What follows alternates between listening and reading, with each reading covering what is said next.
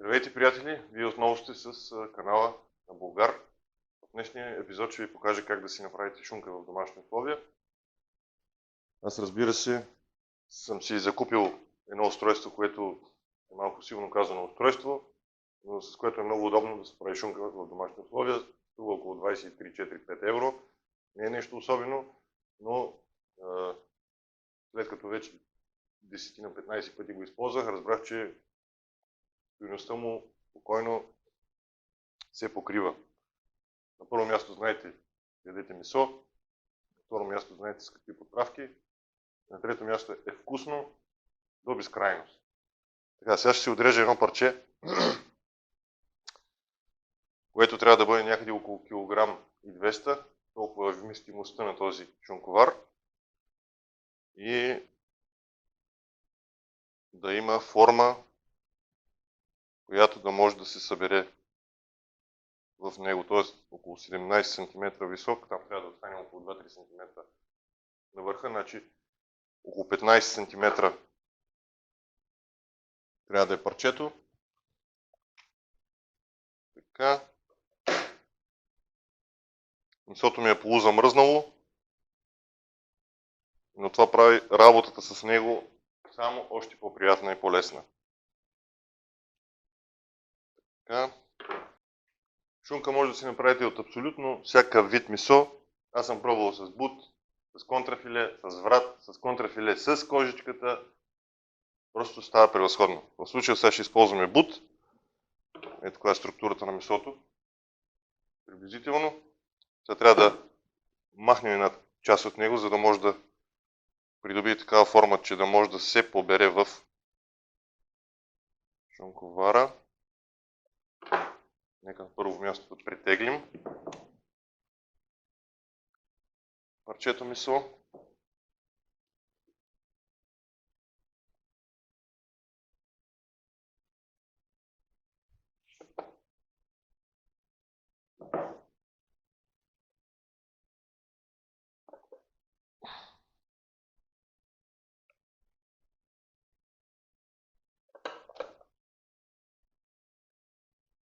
Тук имаме килограм 560, значи нормално. Отнемаме 250-300 грама и получаваме необходимото количество и форма.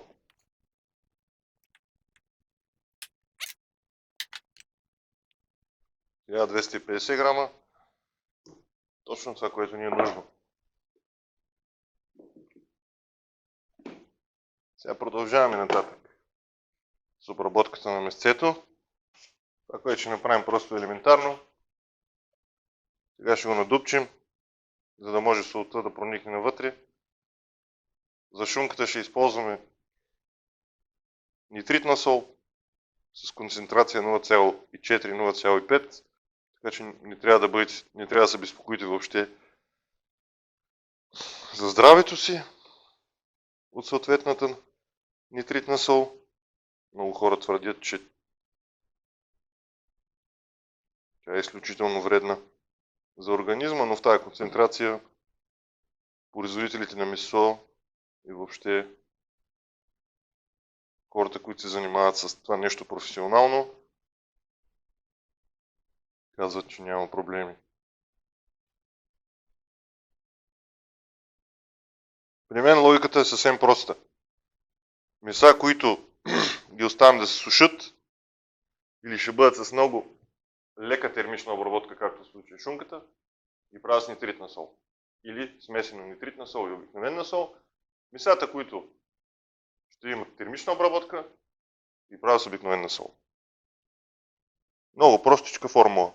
Нитритната сол изостря вкуса на това, което си приготвите и служи също като стабилизант или консервант. Тъй като месото ми е полузамръснало, особено дълбоко не прониквам с тази дървена клечица, която ползвам, но тъй като го правим от всички страни, мисля, че е достатъчно. Така, сега наред идва нитритната сол. Ние ще измерим също 20%. Парчето месо, което е 1250 грама.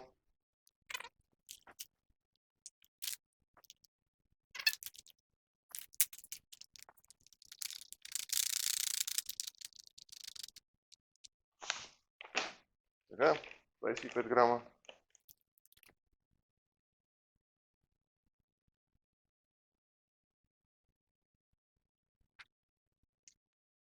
Мазваме хубаво от всички страни.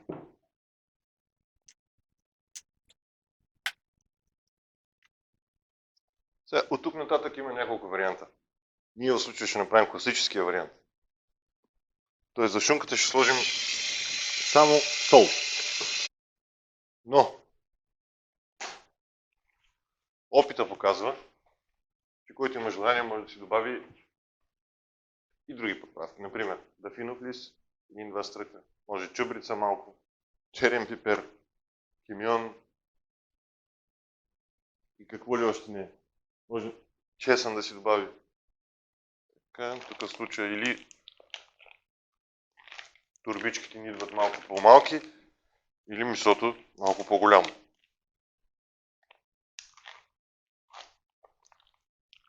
Но имам усещане, че работата ще стане.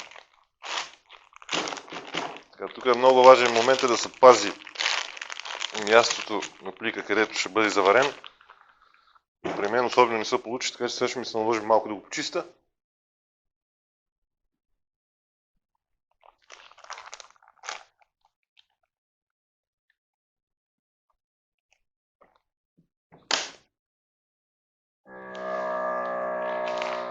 Вакуумираме.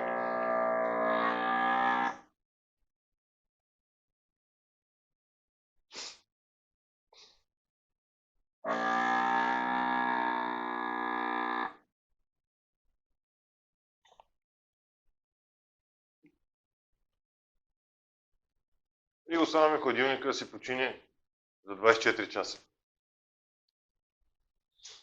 Здравейте на следващия ден. Сега ще ви разкажа накратко какво ще направим днес. Процедурата е изключително елементарна. Това е въпросният уред, в който се варят шунки. Тук има една пружинка да притиска месото през цялото време. И така. Ще са необходими също 2 термометра. Ето ги. С единия ще мерим температурата вътре в месото, а с другия ще мерим температурата на водата. Така, ето го месцето. Престояло 24 часа. Сега първото нещо, което ще направим с него е да го изкъпим. Така наричам аз тази процедура. Тоест, солта, която сега в момента се е концентрирала вътре в него, вероятно е малко в повече. Затова го оставяме в чиста водичка да си постои така около 30 минути.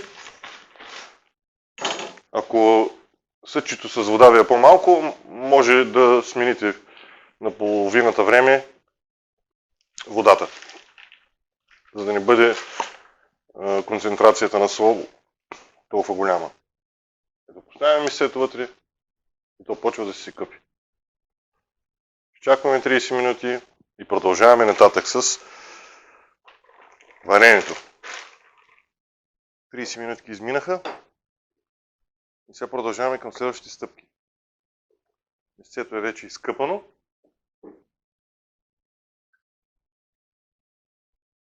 Ще го подсушим и го слагаме в шунковара.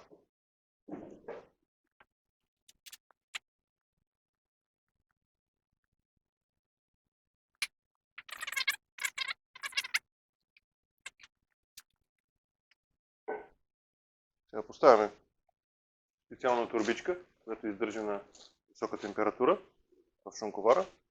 Всъщност аз не съм точно сигурен що за фолия е това, но той си върви комплект с шунковара. Но при всички положения без него впоследствие ще бъде доста проблемно да се извади месото. Така, притискаме добре, за да излезне въздуха от долната част.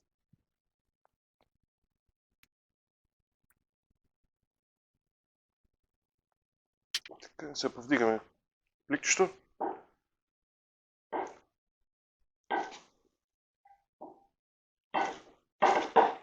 За да седне хубаво месцето до дъното. Така, аз тук имам една клетчица, която слагам в единия край, за да съм сигурен, че всичкия въздух е излезнал. Да, излезнал е.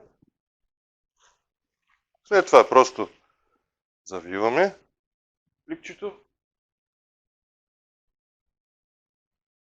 Внимателно. Искаме. Слагаме тази част на шунковара.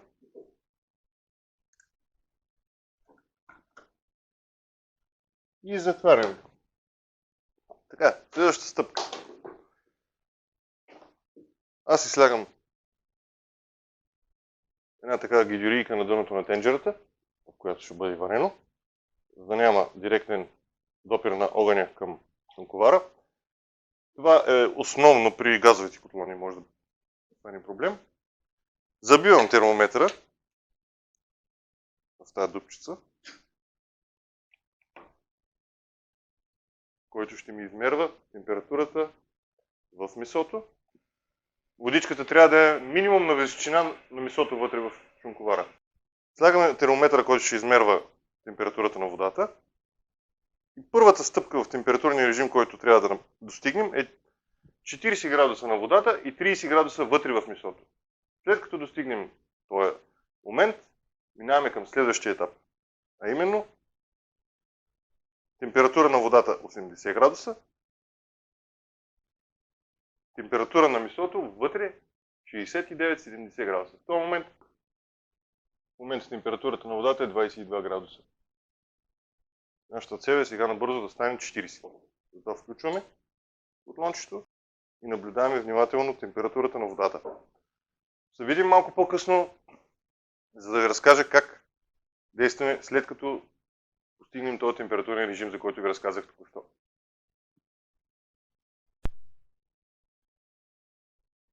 И така, след като първият температурен режим с температура на водата 40 градуса и температура в месото 30 градуса го постигнахме, минахме на втория температурен режим, който е 80 градуса на водата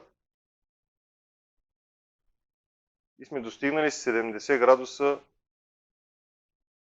в месото. Следващото нещо, което ще направим е изваждаме шунката от тенджерката и правим следващата операция, която аз лично наричам шокиране на шунката. Защо шокираме? Шокираме, защото от 80 градуса трябва да я приведем по най-бързия начин на температура от 30 градуса в вътрешността на месото. Сега с тази топла вода ще я изсипа. Вместо лед, аз ще използвам такава батерия за хладилна чанта, която предварително добре съм замразил. И ще я сложа в студената вода с шунката.